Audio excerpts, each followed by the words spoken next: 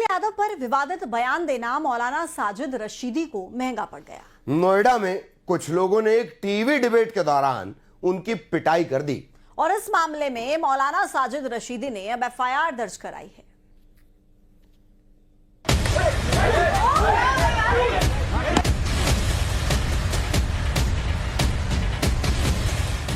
मौलाना साजिद रशीदी की पिटाई का ये वीडियो वायरल है। समाजवादी पार्टी के सांसद डिंपल यादव के खिलाफ आपत्तिजनक बयान से गुस्साए समर्थकों ने उनकी पिटाई कर दी। तस्वीरों में देख सकते हैं कि पहले इन लोगों की साजिद रशीदी से बहस होती है और फिर उन पर थप्पड़ जड़ दिए जाते हैं। अब मौलाना साजिद रशीदी की तरफ से नोएडा के सेक्टर 126 में एफआईआर दर्ज कराई गई है। ये है कि जो परसों तरसों से मुझे फ़ोन आ रहे हैं, धमकियां मिल रही हैं मारने की, और पता नहीं किस तरह की गालियां निकाल रहे हैं। मैं इसलिए आया हूं ताकि मुझे अपने आप में जान का खतरा है। ये विवाद उस वक्त शुरू हुआ जब दिल्ली में संसद भवन के बगल वाली मस्जिद की ये तस्वीर सामने आई। इस तस्वीर में समाजवादी पार्टी के सांसद मस्जिद पहुंचे थे।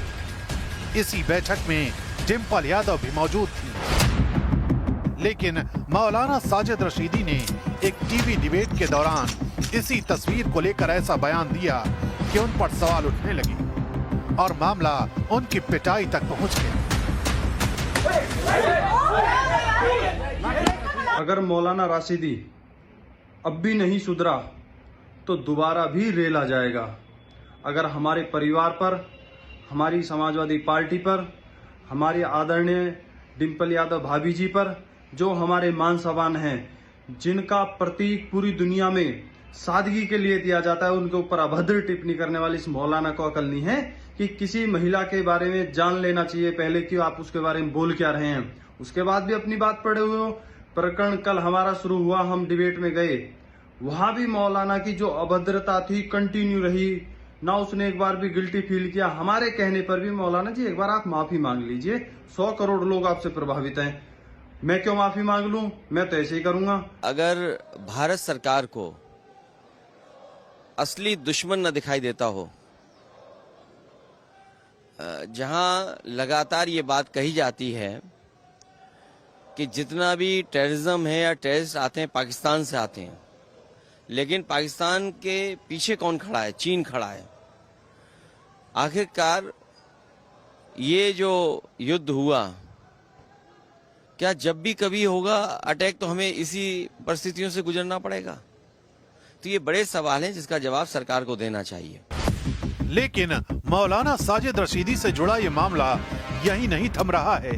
यूपी के वाराणसी में समाजवादी पार्टी की महिला कार्यकर्ताओं ने मौलाना साजिद रशीदी की तस्वीरों पर काले पोत दी। उनके विवादास्पद बयान से भड़की समाजवादी पार्टी की महिला कार्यकर्ताओं ने उनके खिलाफ थाने में शिकायत भी दर्ज कराई। यही नहीं, यूपी महिला आयोग के अध्यक्ष बबीता चौहान ने इस पूरे मामले को दुर्भाग्यपूर्ण बताया है।